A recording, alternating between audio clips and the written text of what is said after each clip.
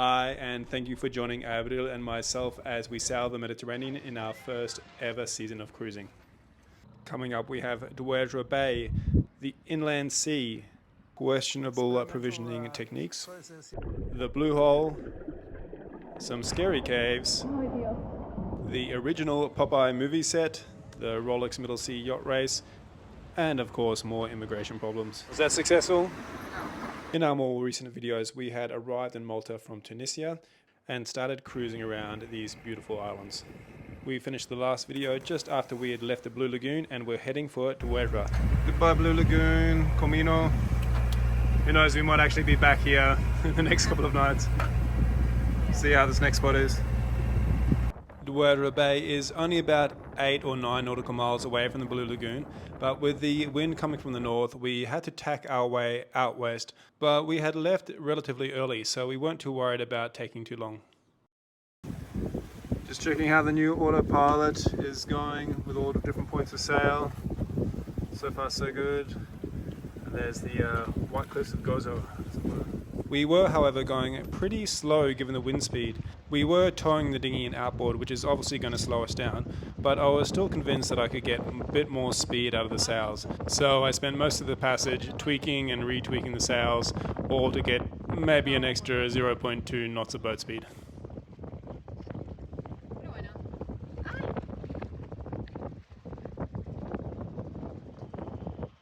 It was, of course, a beautiful afternoon of sailing, albeit a slow one.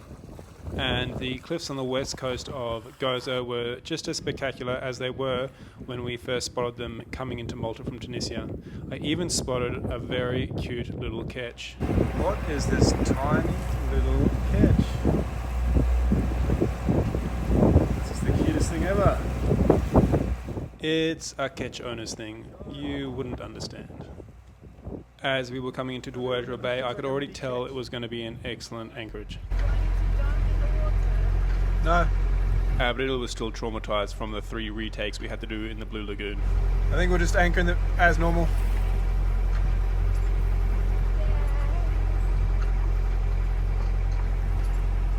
You're getting so good at it though. What do you think of Dwejra Bay? Nice. It feels very strange. It's got some weird juju. It has like a weird energy. Like it feels like maybe we're in a different planet. Well, it's very well protected and it's got some nice caves over there. And the water looks actually quite nice. Llegamos.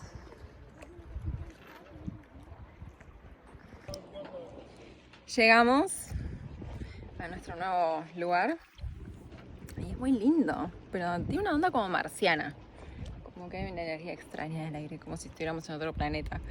Estoy flasheando seguro, pero bueno, muy lindo.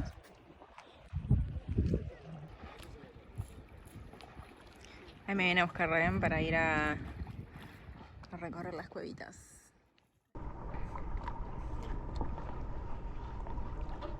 You want to go for a ride?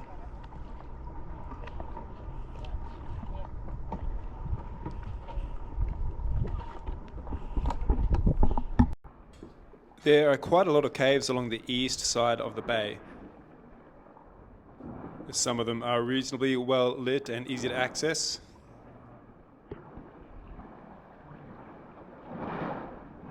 While there are a couple that are quite deep and quite dark and a little bit scary for some.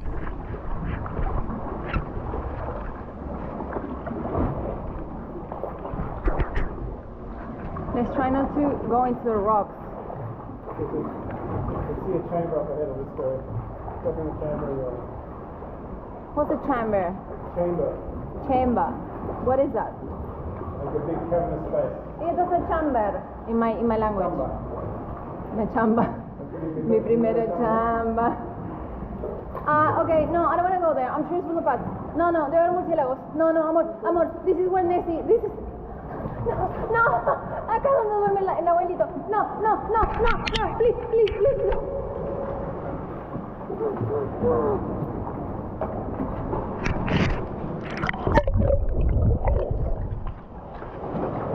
Oh my god.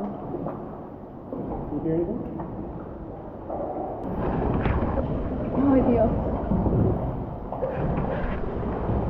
Mira qué lindo salir, hermosa la salida.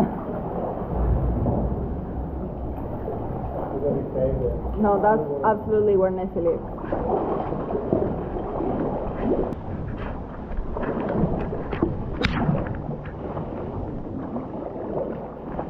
Amor, nuestro contenido no tiene mucha aventura.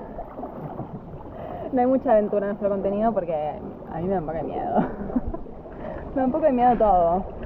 Pero una oscuridad, querido, mamá.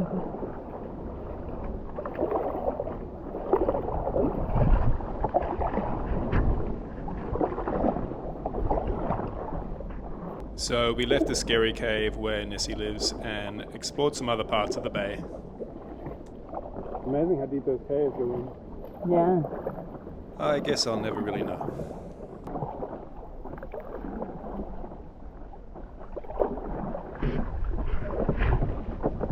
Un pedazo de pan. Un pedazo de pan. Entre los peces. Sí. Para los pececitos.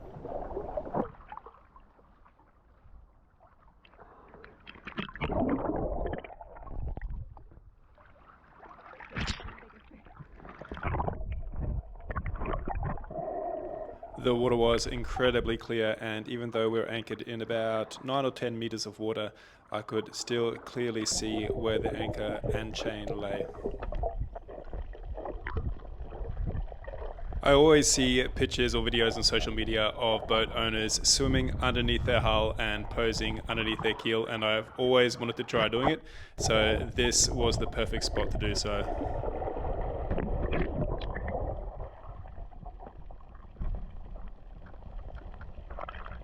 It did, however, take a few tries and a lot of resting in between to catch my breath.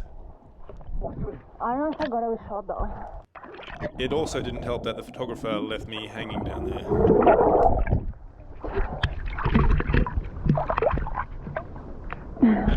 Sorry, no.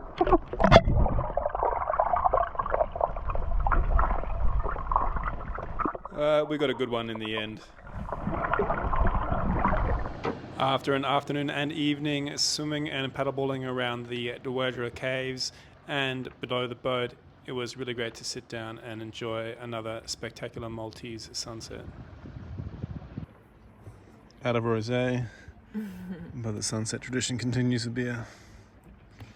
We need to stop drinking though.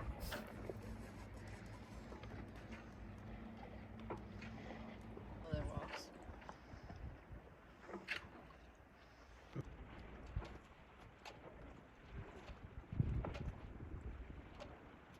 It wasn't a completely smooth evening, however, with a very serious YOB or yarn overboard incident. ¿Qué pasó, Abreu? You said something mean when I Yeah, threw the yarn castellano. board at you and you fell in the water because you did like this. What did you duck? You want to explain it to your friend in Spanish? ¿Qué pasó, amor? Ah. Me estabas molestando, entonces le tiré esto y vos hiciste así. Y que se cayó el agua y ahora está toda llena de agua salada y la tengo que limpiar y anda a secar esto, no se seca más. No, wait, this is, I should open. No me mové. Fue, Sí. fue un tirar mal. No, yo te lo tiré Tirando a más. vos, pero vos hiciste así y siguió de largo. Wait, because it's not going to dry. I think I need to pour it. Why did you put stop? Because it won't dry. If I need to open this.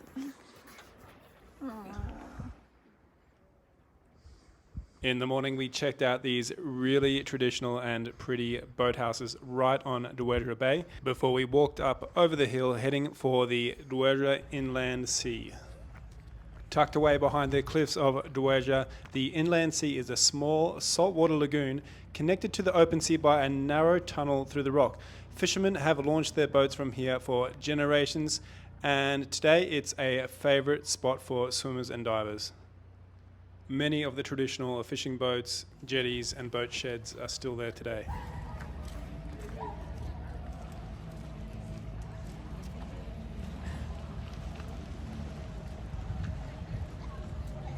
On one of my morning runs, I found a hiking trail just behind the church in Dwejra and followed it up around the top of the inland sea where I could get a really great view.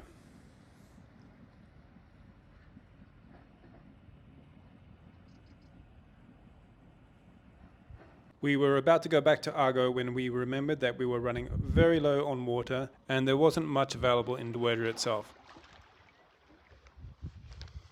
¿Te escondiste? Alright, we're off to find Some water. water. We're gonna let it run a bit too low, and We're drinking the last water. we kind of want to stay here in Dwejra Bay, but there's a little tourist spot nearby, but not really a supermarket, so we're gonna see if we can get a bus or an Uber. We just took the paddleboard from across there, just because it's not a good place to tie up a dinghy. Those sharp rocks, and don't tell anyone, we hid the stand-up paddleboard in one of these abandoned fishing sheds. Let's hope Boat it's there sheds. when we get there. Yeah, otherwise we're swimming with groceries, I guess. Thankfully, because it's quite a popular tourist spot, Dwejra Inland Sea is pretty well connected to the towns further up the hills. We even found a local artisanal homemade craft center. Agarramos un colectivo que justo subimos y había parado un colectivo, había como una zona turística de buceo o algo así. Y bueno, nos bajamos acá. Raro. It even appeared as if Abril had found some crocheting competition. ¿Qué? ¿Quién es María? Competencia. Maria's work was also very nice. We did our grocery shopping, caught the bus back down the hill, and started to load up this sup. Okay, an experimental process here of loading up our groceries onto the stand-up paddleboard and getting to Argo. Just waiting over there. Let's see how it goes. It actually went off without an incident, but it was a little bit slow swimming alongside and pushing the stand-up paddleboard. Quite a bit of haze was blocking the sunset this evening, but we still did enjoy just sitting out in the cockpit and watching this sailboat come into the bay.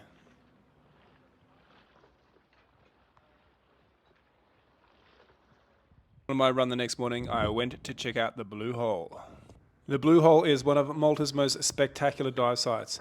It's a 25-meter deep natural sinkhole that leads into an underwater wonderland of caves, arches, and heaps of marine life. And at this time of the morning, I could have had it all to myself. The only problem was I didn't bring my snorkeling gear, so I would have to come back later.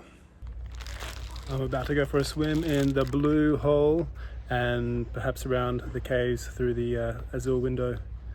Now, when I came here on my morning run at about 7:30, 8 o'clock, there was absolutely no one here. I probably should have taken the opportunity to go for a swim then, but it's okay. I can share the Blue Hole. Divers from all around the world come to dive in these waters, and it's easy to see why.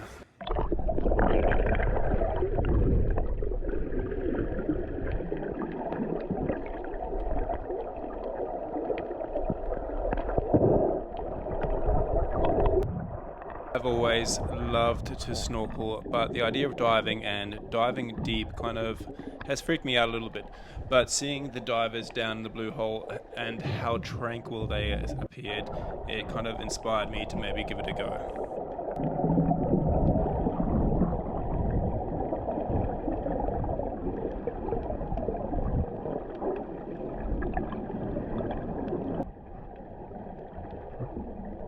After a while of trying to dive down as deep as I could in the Blue Hole, I jumped across to the other side and started snorkeling alongside the cliffs in the direction of the tunnel to the inland sea to find the underwater ruins of the Azure window, which was an incredible above-water rock formation until it collapsed in a storm in 2017.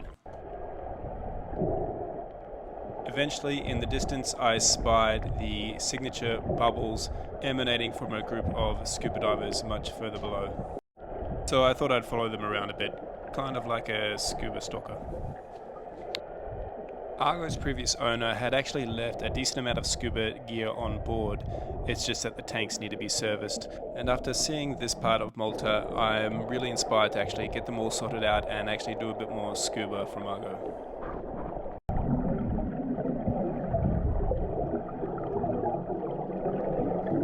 Eventually I let the scuba divers be and started heading back.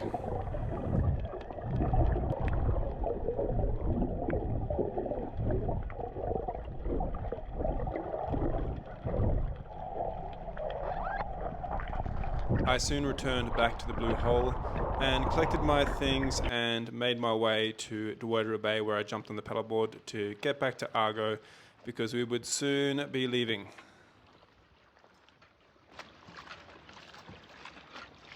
Hola, amor. How was it? Huh? How was it? It was really nice. Yeah? Really beautiful, deep hole. Just a deep hole. No, and then I also went snorkeling up the caves on the side. It was really cool. Oh, that's cool. Maybe I dove down a little bit too deep. We brought up the copious amounts of anchor I had let out. Yeah, it's too much. And we were soon heading out past Fungus Rock on our way out of Dwejra Bay. We were planning to head south to check out the Popeye Village, but decided to motor a little bit north along the coastline first, just to check out some more of the coastline and to see if we could see the tunnel to the inland sea from the other side. If we had a bit more time or weren't holed up in the marina for a couple of days, we would have loved to circumnavigate Gozo completely, but there just wasn't time for it. Leaving Dwejra. I don't know, maybe. You'd think we'd be able to pronounce it by now. We passed by the Crocodile Rock. I remember when Rock was young. Yeah. And it took a while, but we eventually found the little slither of light coming from the tunnel to the inland sea.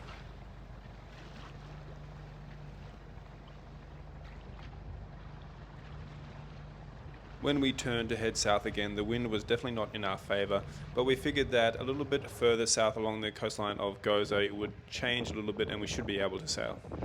Y amor, vamos a motor, ¿o no? Hay viento, pero... Dentro, pero no en la dirección que queremos. Claro. Hay viento bastante decente, pero... As we expected, when we were closer to the strait in between the two main islands, the wind shifted a little bit and we could sail. Bueno, al final hay un poco de viento, ¿o no? Un poco de viento en la dirección correcta. Sí, en la dirección correcta. Hay un poquito de viento que podría llegar a... Podemos llegar a tener un ángulo. Tenemos que ir para allá y el viento en este momento está viniendo medio como desde acá, así que estamos como bien. Así que bueno, vamos a ver si podemos navegar.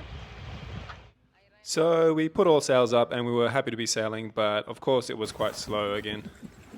What happened to the dolphins? So slow that some dolphins came to play in our bow wave, but I don't think we were going fast enough for them, so they quickly disappeared. So the reason we were heading this way is that I really wanted to check out Popeye Village, which is the actual set that they used in the film from 1980 with Robin Williams. It wasn't possible to anchor in the bay where Popeye Village is, but we did find one that looked reasonably well protected just a little bit to the south, so we headed there. Bastante rocoso el lugar, pero estamos solos. No es muy lindo, no es que tiene una replayita ni nada, pero estamos muy cerca de la Popeye Village. Ahí bajó Ryan a ver si había muchas rocas cerca alrededor del barco en caso de que el viento nos mueva alrededor del ancla. It had a couple of decent reviews on Navly and the weather was quite calm and forecasted to stay that way. But there were some rocks in the water, so I wanted to just paddle around to see exactly where they were and exactly how deep they were.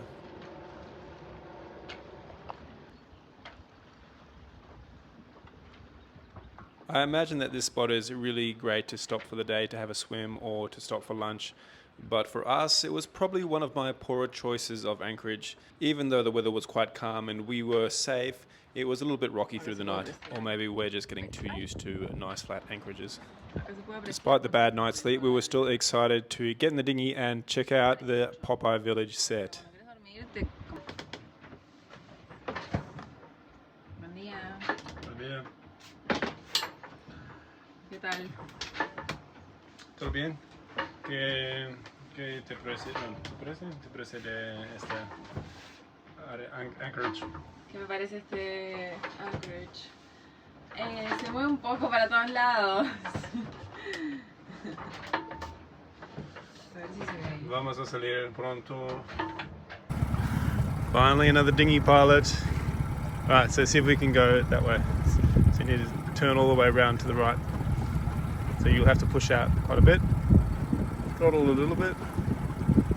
Put a little bit of throttle on. That's it, good. Nice and steady also.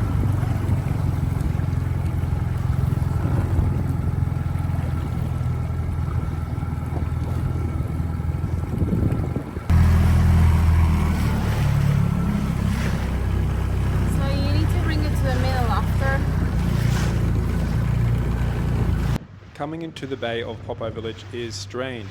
It looks like a legit village until you get closer and everything appears cartoon-like, as if from the movies, which I guess it is. There was this half-sunken concrete jetty, so we decided to tie Arguito off there before walking up the hill around the side of the bay. The village is now a tourist attraction / beach club, so while we really wanted to swim to shore and go straight into the village, I think we needed to go through the main entrance. This is the actual set used in the Popeye film starring Robin Williams and I think Shelley Duvall. Anyway, we took a dinghy here, it's just around the corner from Anchorage, and I think we're going to go see if we can go inside now, depending on how much it is, of course.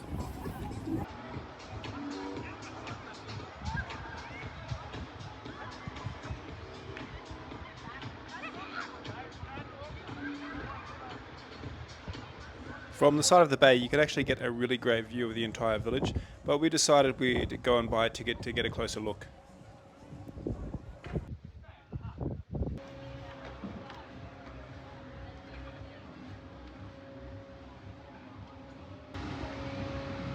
¿Qué nos dieron? Un Nos postal? dieron una postal. Postal gratis, no gratis, Can you show them? incluido en la entrada. Qué linda. Perfect. After buying our tickets, we walked down a passageway that was lined with photographs from the film and soon came to the main village or film set. It really feels like a complete village, albeit like a fantasy one. It has a fire station, post office, grocer, bakery, a dental surgery and heaps more. Also some really fun live street performances that included the audience, and something that I found really interesting, a cinema that featured shorts from all the films that were filmed in Malta, including Troy, The Count of Monte Cristo, Gladiator, and many more. They also gave us complimentary popcorn, which was a major bonus. Popcorn. Don't look in the cinema.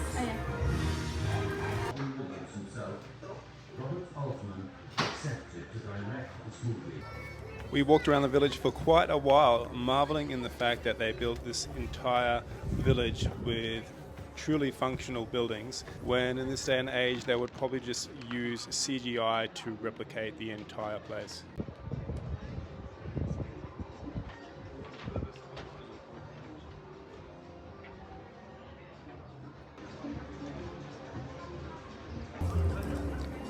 One of the more impressive buildings is this one, which is Olive Oil's family guest house, which is used in many scenes in the film, and it's one that you can walk around and check out all the furniture used in the actual film.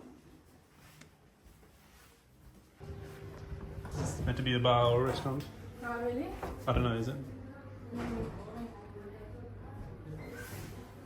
After walking around for a good hour or so, it was time to get back to the dinghy and back to Argo so we could head off to our next destination.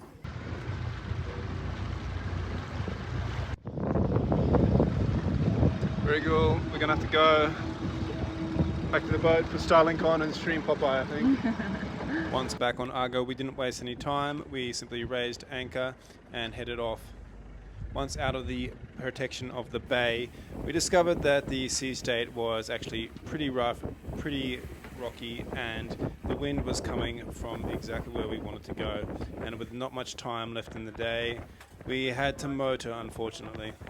So we headed for a practical and safe anchorage on the way to Valletta, which was in Marsaxlokk Harbour in St. George's Bay there. We really wanted to check out more of the anchorages on this side of Malta, but the winter weather had really started to kick off and we still wanted to get to Greece before it got too bad. It seems there's always more beautiful spots to check out than we have time for. Not even the bad weather could stop Avril from crocheting, although I was starting to get concerned for her mental health. Crocheting with the life jacket on.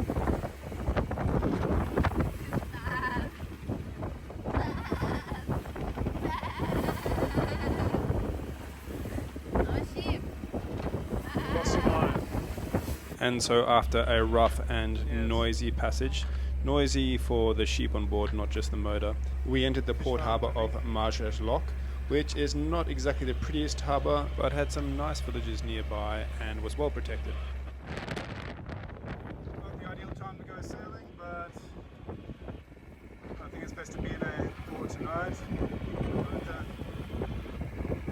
So we're making a run for it.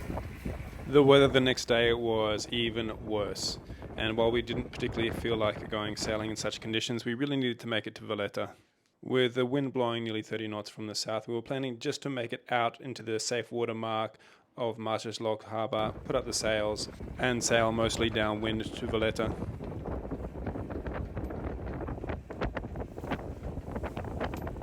The hardest part was certainly the half hour just outside Marsaxlokk Harbour, with the annoying and quite large swell and the high winds. It was difficult pinpointing the correct time to bear away and head east and then eventually downwind. When we did eventually bear away, it was much nicer, however, and we ran pretty much downwind just with the jib and mizzen.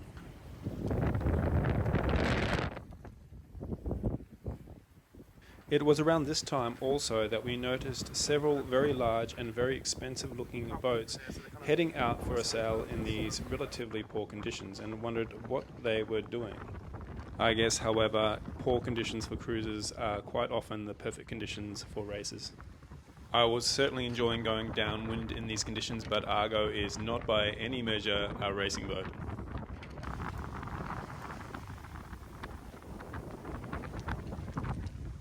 About half an hour out of Valletta, we were joined by a very small and very exhausted little friend. I think he's exhausted. There's this tiny bird. We figured that when we made it to the marina in Valletta that he would soon fly away, but he would come to stay with us for much longer, even coming on the next passage with us. Once back in Marsaxlokk Harbour, everything was much more calm and we could relax. Once back in Valletta, I started to make sense of all the expensive looking yachts that were going out into the weather the day before, and it was of course the Rolex Middle Sea Race, and we had arrived in Valletta just in time to watch it start. So when we were sailing up from the south into Valletta yesterday, we noticed a whole bunch of really expensive, fast looking boats absolutely beating the crap out of themselves into the wind, and wondered what they were doing. Well, turns out they're here for the Rolex Middle Sea Race, which I didn't know was on, but which I'm now a major fan of. So I've come down here to one of the, I guess, the battery walls of Old Town Valletta, and the start line is just behind me here. So I'm having a coffee, gonna sit and watch the start of this race. And so with my coffee I sat and waited a little bit further down from the starting cannon up on the old city walls. It was actually a really nice vibe with lots of families and tourists coming out to watch, and even some lucky people in some balcony parties overlooking the start. I'm not exactly sure how many class divisions there were, but I definitely watched the first few, including this first one, which was the biggest or perhaps the fastest class, in which one boat's crew actually had trouble opening up their spinnaker right at the start line. I, however, was certainly not about to impart any criticism, given that the same task would probably take Avril and myself about 20 minutes. They did eventually get it open, and it was so incredible to see all these beautiful boats sail down the Grand Harbour with their asymmetrical spinnakers flying. Once the first group were past me, it was time for the second class to start. This one being a bit of a smaller but much more colourful one.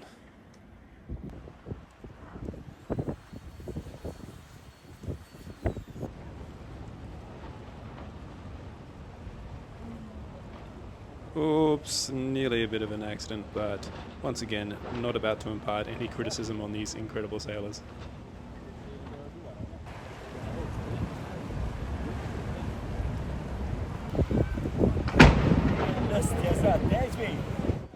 I watched another class start and sail by before deciding to move a little bit further down the harbour so I could watch them all go to sea.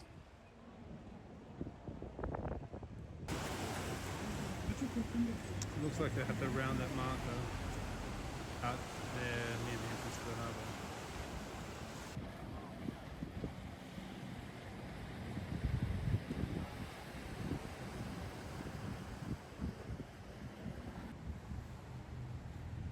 It was so nice to be able to sit back and relax and watch all these professional sailors maneuver their boats out to sea.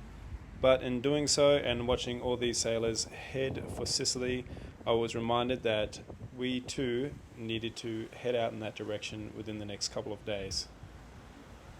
And so we set about doing all the mundane cruiser tasks, like doing some laundry and maybe even a long overdue haircut. So tossing up with an iron, finally cut my boat life hair with its natural sun bleached highlights. Beautiful. Very pretty. I think it's time to get started. No. I mean, look at me. Pretty shabby. My hair is so dry. Eventually I decided that my sun-bleached shaggy dog hair had to go, so in between loads of laundry I went and got a cut. The next day was all about provisioning, so we went to the grocery store and of course to the yarn store. And Abril scrambled to put together as much of her crochet blanket as she could before we would get underway on our next big passage. We were planning to head for Kefalonia in Greece, which would be a passage of about 3 to 4 days. We were planning to leave quite early in the morning and so decided to go do our exiting formalities at the port police the night before. As usual, however, this did not go according to plan. This does not bode well if we want to leave early tomorrow. And so we jumped in an Uber and rushed over to the other side of the Valletta where we could get checked out, or at least where we thought we could. There's a flashback to Cagliari. Oh my We god, have to get yes. It's so good. had to get an Uber back to try and get checked out in time. Was that successful? We had a crew list. We didn't have a He printed. came here with another crew and he left by plane and they can't just cross the name out. I don't understand why if I'm just going to go and create a new crew list, why? Anyway, back to the boat. Luckily the port police on that side are 24 hours, so we had time for a nice final Korean dinner before printing out our paperwork and heading back across to the Grand Harbour to get checked out. And so the next morning, being fully provisioned, checked out and ready to go, we went to leave Marsaxlokk Harbour. There was still a little bit of weather around, but it was meant to be clearing by the end of the day. But then again, things never go according to plan. Thank you so much for watching, and if you enjoyed the video, it would really help us if you liked and of course subscribe so that you can catch our next video in which we finally leave Valletta after an unplanned extra night stay. We have some really great sailing, some not so great sailing, an encounter with an abandoned boat, and finally some luck with a fishing rod. Hope to see you then. Bye.